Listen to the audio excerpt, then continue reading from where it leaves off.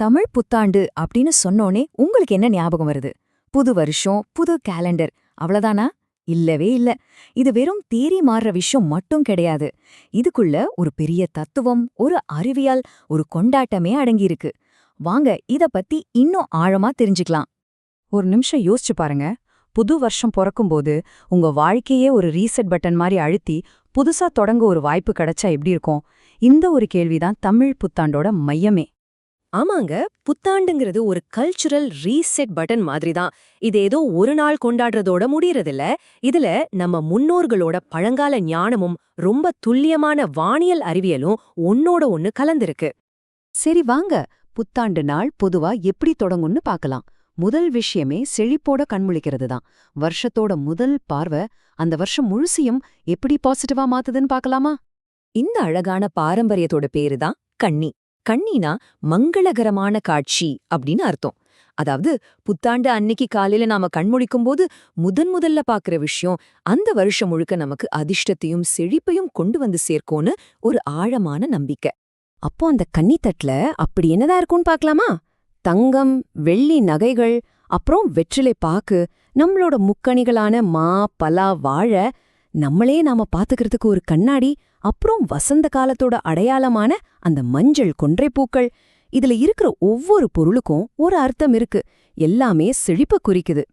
சரி, கண்ணால பாத்துட்டோம். அடுத்தது நாக்கால ருசிக்க வேண்டியதுதான். வாங்க இந்த பண்டிகையோட ரொம்பவே முக்கியமான, ரொம்ப ஆழமான ஒரு பகுதிக்கு போலாம். வரப்போற ஒரு வருஷத்தையே சுவைச்சு பாக்குறதுனா சும்மாவா? ஒரே ஒரு டிஷ்ல ஒரு பெரிய வாழ்க்கை தத்துவத்தையே இப்படி நம்ம முன்னோர்கள் சொல்லிருக்காங்கன்னு பாருங்க. ஆமாங்க, அந்த வருஷத்தோட மிக முக்கியமான பாடம் வேற எதுலயும் இல்ல, நம்ம வீட்ல செய்யற அந்த மாங்காய் பச்சடியில தான் இருக்கு. இது வெறும் பச்சடி இல்ல, ஒரு லைஃப் லெசன். சோ அந்த தத்துவம் என்னன்னு பாத்தீங்கன்னா, வாழ்க்கையோட 6 சுவைகள். வெள்ளத்தோட இனிப்பு நம்ம வாழ்க்கையில வர்ற சந்தோஷத்தையும், மாங்காயோட புளிப்பு திடீர்னு வர்ற சவால்களையும், வேப்பம்பூவோட கசப்பு சில சமயம் ஏற்படுற துக்கத்தையும் குறிக்குதாம். அதே மாதிரி உப்பு நம்ம அன்றாட வாழ்க்கையையும், மிளகாயோட காரம் கோபத்தையும், மஞ்சளோட துவர்ப்பு ஆரோக்கியத்தையும் குறிக்குது. அப்போ இதோட அர்த்தம் என்ன? ரொம்ப சிம்பிள்.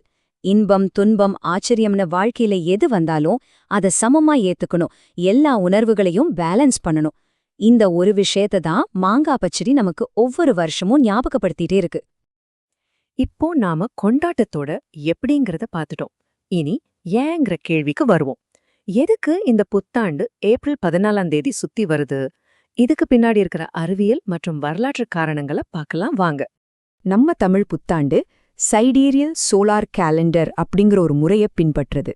அடடா, பெரிய பேரா இருக்கேன்னு யோசிக்காதீங்க. ரொம்ப சிம்பிள். இது வெறும் சீசனை மட்டும் கணக்குல எடுத்துக்காம நட்சத்திரங்களோட சூரியன் எங்க இருக்குன்னு ரொம்ப கரெக்டா கணக்கு போடுற ஒரு சிஸ்டம். சூரியன் முதல் ராசியான மேஷ ராசிக்குள்ள நுழையிற அந்த நாள் தான் நமக்கு புத்தாண்டு. அதனாலதான் ஒவ்வொரு வருஷமும் கிட்டத்தட்ட இதே ஏப்ரல் 14 பக்கத்துல வருது. இந்த கொண்டாட்டம் நேத்து இன்னைக்கு ஆரம்பிச்சதில்ல. இதோட வரலாறு ரொம்பவே பழமையானது, ஆச்சரியமானதும் கூட. பாருங்க, கிமு 3ஆம் நூற்றாண்டுலயே, அதாவது 2000 வருஷத்துக்கு முன்னாடி புறநானூறு மாதிரி சங்க இலக்கியங்களை இத பத்தி சொல்லியிருக்காங்க. அப்புறம் கிபி 10ஆம் நூற்றாண்டுல சோழர்கள் காலத்துல இது முறையான ஒரு திருவிழாவா மாறியிருக்கு. இன்னைக்கு சித்திரை மாசத்தோட முதல் நாளா உலகம் முழுக்க தமிழர்கள் கொண்டாடுறாங்க. 60, 60 இந்த நம்பர்ல அப்படி என்ன ஸ்பெஷல்? ஏன்னா தமிழ்நாட்காட்டி ஒரு 60 வருஷ சுழற்சிய அடிப்படையா கொண்டது. ஆமா, நம்ம கேலண்டர்ல ஒவ்வொரு வருஷத்துக்கும் ஒரு தனி பெயர் இருக்கு. மொத்தம் 60 வருஷங்கள்.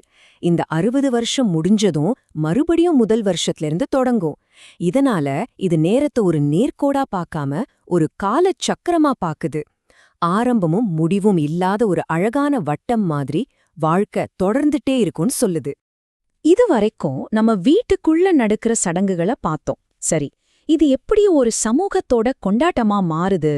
வீட்ல ஆரம்பிச்சே உலகம் முழுக்க தமிழர்கள் எப்படி ஒன்னா சேர்ந்து இதை கொண்டாடுறாங்கன்னு பார்க்கலாம். ஒரு புத்தாண்டு நாள்ல முக்கியமா நடக்கிற விஷயங்களை பாத்தீங்கன்னா, முதல்ல மங்களகரமான தொடக்கத்துக்காக கன்னி ரெடி பண்றது. 2வது, வாழ்க்கையோட எல்லா சுவைகளையும் ஏத்துக்கணும்னு அந்த பச்சடியை எல்லாருக்கும் கொடுத்து பகிர்ந்துக்கிறது. 3வது, வீட்ல இருக்கிற பெரியவங்க கிட்ட ஆசீர்வாதம் வாங்குறது. இதுதான் கைவிசேஷம்னு கூட சொல்லுவாங்க. இது மட்டும் இல்லைங்க, இன்னும் நிறைய விஷயங்கள் இருக்கு.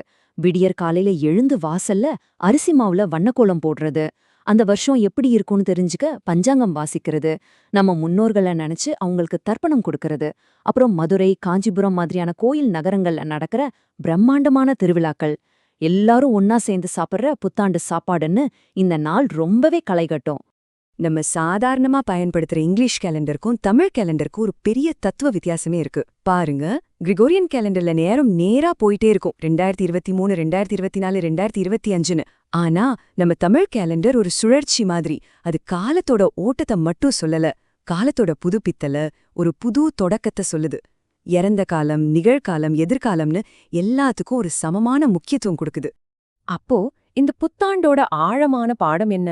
வாழ்க்கையோட இனிப்பு, கசப்புன்னு எல்லா சுவைகளையும் சமமா ஏத்துக்கிட்டு முன்னாடி போகணும். இந்த ஞானம் வரப்போறவங்க வருஷத்தை சிறப்பா வழிநடத்த எப்படி உதவ போகுது? ஒரு நிமிஷம் யோசிச்சு பாருங்க. உங்க எல்லாருக்கும் இனிய தமிழ் புத்தாண்டு நல்வாழ்த்துக்கள்.